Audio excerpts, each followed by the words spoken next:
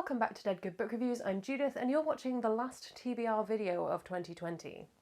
I'm desperately trying not to draw like a watershed line in my mind between the end of this year and the start of next year, because I think a lot of things are going to stay pretty similar, but it's really hard not to do that. But you're not here for an existential crisis, you're here to hear about the books that I'm planning on reading in December. My goal is to get to TBR 0 by the end of December, and that is very doable with the books that I have ready to go. So as you'll know, I finished my TBR to an extent in November. That was the month that we just had, that it is now. You would think I have no more books to read, but actually I have some review copies that have come in since then. I have some library books, I have some rereads, I have some books that I need to read for Secret Project. It's all happening. I'm going to start with the library books, because I think that's probably the most interesting pile. Full disclosure, assuming that I got all the reading I wanted to do by the end of November, I'm filming this on the 29th, I do have one book left on my last chance TBR, but I pulled it into December because it also fits with my library book TBR. Second lockdown happened. Terrible time. The library closed. Oh, how sad, I cannot use the library when my TBR finishes. But then I got an email from the library saying, we're going to do this weird click and collect service. I say weird, the interesting click and collect service. You can send us a little bit of information about yourself, what you'd like to read, and because you can't browse the library, we will browse the library for you, and we will send you some books we think you will like. So what I did is I said, basically, I summed myself up in, I like sci-fi, I like fantasy, and I like LGBT stuff, please. You run a risk in situations like that you'll get a not so nice librarian who'll give you like the Bible. But I got 5 library books, and one of them is also on my last chance TBR. I think this is because this has just come out in paperback, but they did send me Angel Mage, so I'm assuming it was this person will like this new release that we have, but I have technically already read this. Bonus points, it was on my last chance TBR anyway, so it's just sort of a sign that I really need to get to reading this. If you haven't read Angel Mage before, it's by Garth Nix, who also wrote Sabriel. He also wrote The Left-Handed Booksellers of London as his more recent book. I read this and I didn't love it. It was a little bit too angel-y for me, which I know angel is in the title, but sometimes angel can be a little bit wanky. What else can I remember? That there was somebody looking for revenge. Yeah, it was sort of multiple POV. I didn't love it when I first read it, but it was a couple of years ago now, maybe a whole year ago now. I don't remember. But I am giving it its last chance, and that is the purpose of that TBR. So, I'm not going to read Angel Mage twice, obviously, but thank you, the library, for picking out a book that I was going to read anyway. The rest of these library books, I don't know a huge amount about. I don't know when they were published. I have no idea if authors have been cancelled. Just, this is fully what I used to do when I went to the library, where I would pick up books I'd never heard of. So this is called Revolution. It's by Jennifer Donnelly, who has also written A Gathering Light, which does not look like something I would want to read. So this is her second book for young adults. I don't know when this came out. Let's find out together. This came out in 2010. 2 girls united in a quest to save a young prince, but separated by over 200 years. So we have someone in present-day New York, somebody in the French Revolution, their paths go. A romantic, utterly engrossing story of 2 girls, 2 boys, and a heart-wrenching thread that binds them together across the centuries. A revisit to 2010 YA, which I don't think I was a part of any kind of YA reading when I was, maybe. I would have been about 14, maybe 15. Well, we shall see. It could be interesting. I have Space Opera by Catherine M. Valente. This I know Justine has read and didn't love, but it looked much bigger when she read it, so I don't know if the hardback was just exceedingly huge, or maybe the font is tiny, but no, it's not too bad. The Sentience Wars, nearly destroying intelligent spacefaring life, part concert, part contest, all extravaganza, a feats of song, dance, and or whatever facsimile of these can be performed. I think this could be really fun, but I'm not going in with super high hopes because I know Justine didn't love this. Unless I'm thinking of a different book, which is entirely plausible. I also have Sisters of Sword and Song, which I think I've seen online before. The cover is familiar, but I'm seeing kind of Greek/Roman helmets, so maybe that will be interesting. We've got somebody reunited with her sister who's been serving in the army, someone sentenced to a crime, taking his sister's punishment. There are some fates worse than death. Oh, the author of The Queen's Rising. That makes sense. I think I read the first one of those. An ancient fantasy world. Could be great. Could be terrible. I don't know. And the last one is my wild card for this entire TBR, and maybe even for this entire year. When you set up the form, you could say, please send me a wild card book. And I said, why not? Let's give it a go. And they sent me Life is a Unicorn, a journey from shame to pride and everything in between. Hilarious yet devastating story of a search for belonging following the painful and surprising process of transforming from a God-fearing Muslim boy to a queer drag queen, strutting the stage in 7-inch heels and saying the things nobody else dares to. No idea. Gonna give it a go. I don't have much more to say on that one. Not really a place where I can speak with any authority to that particular genre of fiction. So that's all of the library books that I am going to read. I think I'm going to start the month off with those because that's sort of how I have it planned in my head. And then I have 1, 2, 3, 4, 5.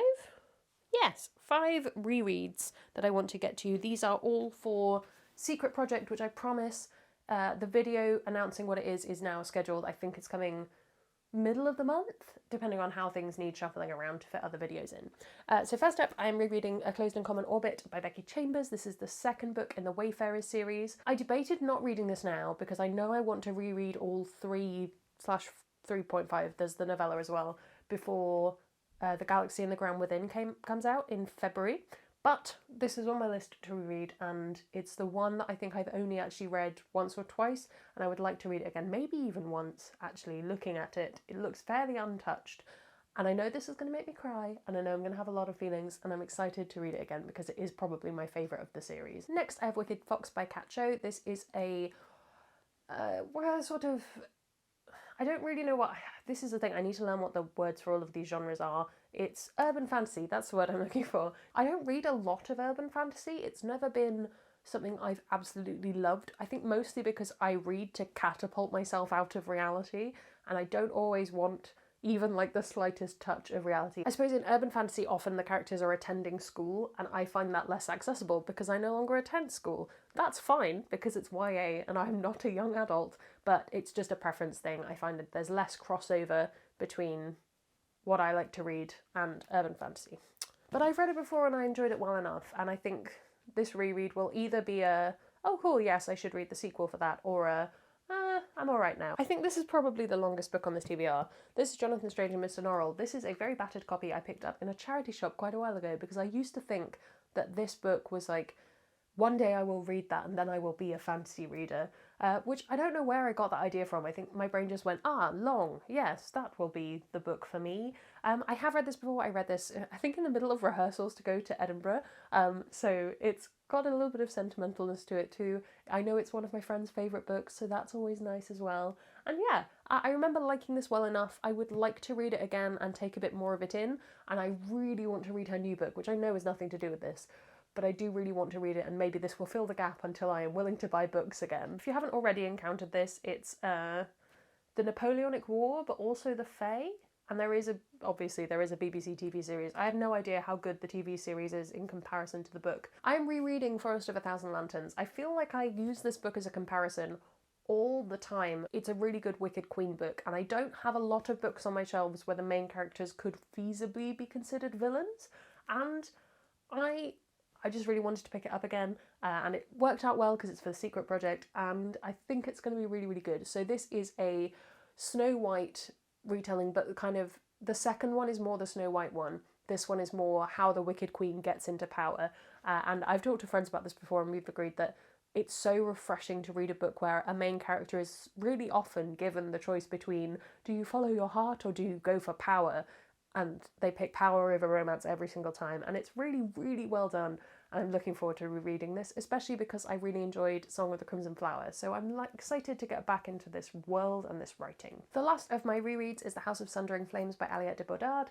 This is the last book, the third book in the Dominion of the Fallen trilogy, both of which I've reread this year. I think I reread them in the summer, and I want to finish my reread of the series. The series as a whole is set in Paris in the aftermath of a magical war, a war with heaven, and we have these characters who operate houses which are kind of like families, but found families, and there's drugs and there's magic and there's bad things and it's spooky and it's dragons and it's glorious. Aliette de Bodard's writing is not for everyone. I don't recommend it to everybody I meet, but if you fall in love with the characters and you fall in love with the story, It's really, really good, and I've been wanting to reread this for ages, so I'm glad it finally came up. It was getting kind of to the point where I was going to have to reread the first two again before I picked up the third one, but I think we're okay. Audiobook-wise, it's always a bit hard to predict because I get my audiobooks on around about the 22nd of the month.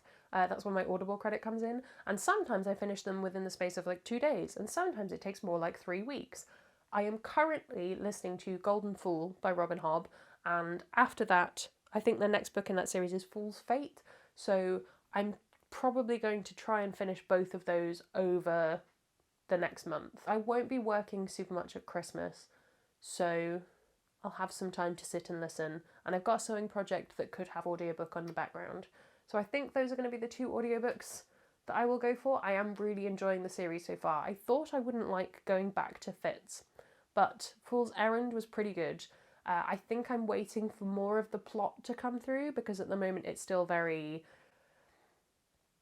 building up a new normal in the second book at Buckkeep, and so I don't know how I'm going to feel about that. It's a little bit slow, but I think it will pick up soon. I can't remember how far I am through that. I could check. 16 hours left, so I'm about 9 hours in. So that's quite a long time for not a lot to happen, but that's kind of the way it is in some epic fantasy. I lied, there is one more reread.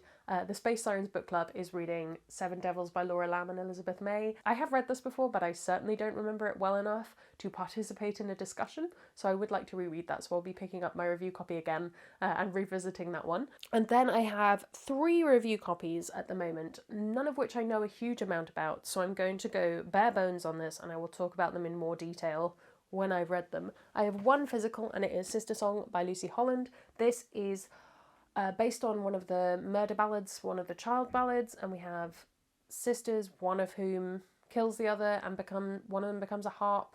I'm not explaining that well at all, but a classic tale with modern sensibilities. I've heard it compared to Madeline Miller's Circe, Uprooted, Bear and the Nightingale, all things I love, so I'm looking forward to picking this up.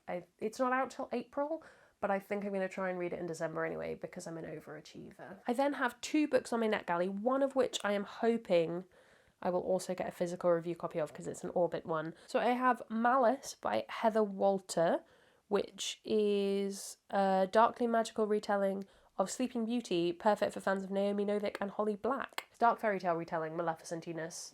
I think it's a bit of a judge by the cover on this one. Finally, I have The Mask of Mirrors by M.A. Carrick, which is actually an author whose name I can't remember, and Murray Brennan. And I love Murray Brennan. I've read the Natural History of Dragons books and I adore them, so I'm excited to read this.